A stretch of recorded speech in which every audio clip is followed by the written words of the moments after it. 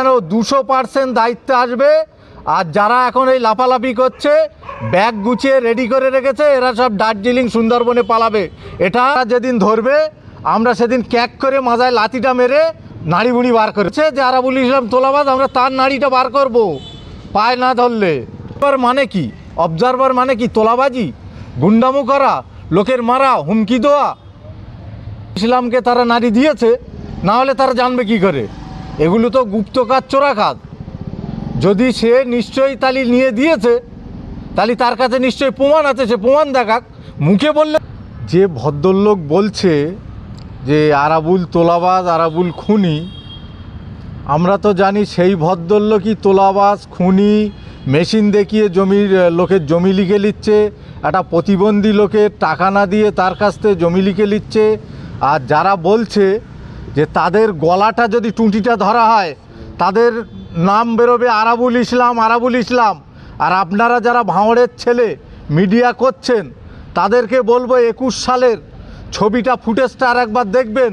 যে এই হারমাদরা যারা বলছে তারাই বলেছিল ভাঁড় থেকে তৃণমূলের ছবিটা আমরা পতাকা এখান থেকে শেষ করে দেবো, তারাই আবার বলছে আমরা এখন বড় তৃণমূল।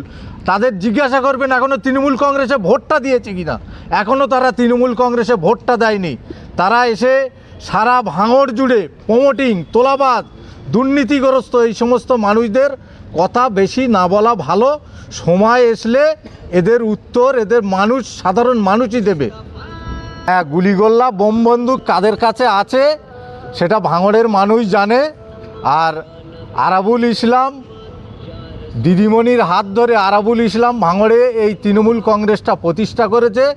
আর আগামী দিনে যারা বলছে ওই আরাবুলের পাটা যাতে না ধরে, আমরা সেই দিকে অপেক্ষা করে থাকব। পাটা যেদিন ধরবে আমরা সেদিন ক্যাক করে মাজায় লাথিটা মেরে নাড়ি বুড়ি বার করে দেবো। কাকে বলছে? যে বলছে যে আরাবুল ইসলাম তোলাবাজ, আমরা তার নাড়িটা বার করব পায় না। নিজের দিকে আঙুলটা বাড়িয়ে যদি তাই সে বলে থাকে নিশ্চয়ই আরাবুল ইসলামকে তারা নাড়ি দিয়েছে, না হলে তারা জানবে কি করে? এগুলো তো গুপ্ত কাজ, চোরা কাজ। যদি সে নিশ্চয়ই তালি নিয়ে দিয়েছে, তাহলে তার কাছে নিশ্চয়ই প্রমাণ আছে, সে প্রমাণ দেখাক। মুখে বললে তো হবে না। দেখ, তখন আমরা আবার উত্তর দেবো। ভাঙড়ে এই ক্যানিং থেকে দিদিমণি না বুঝে, কারণ আপনারা জানেন আমরা সবে তখন প্রথম ভোটার হয়েছি। দিদিমণি জীবনতলাতে একটা মিটিং করেছিল। সেই মিটিংয়ে তখন বামফ্রন্টে যে এখন যার হারমাতের নাম বলছেন, তখন ওই দিদিমণিকে গুলি করে মারতে চেয়েছিল। সেই হারমাত এখন তৃণমূলের জায়গায় এসছে। আর